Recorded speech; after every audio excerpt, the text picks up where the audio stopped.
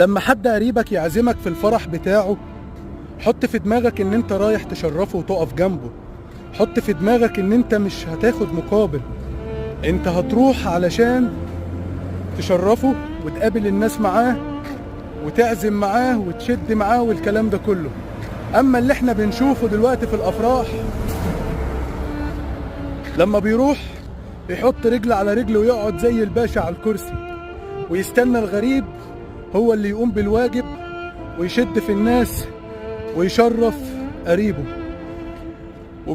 وكمان لو ما نزلوش بقى الجاتو ولا الحاجة الساقعة، ولا مثلا لو دابح وعامل أكل، يا خبر أبيض، سيرتك يا معلم هتلف البلد كلها.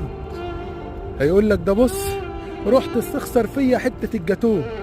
وأم صبري وابنها الأصفر وعنايات وعطيات، الناس دي لما بتتعزم بيجوا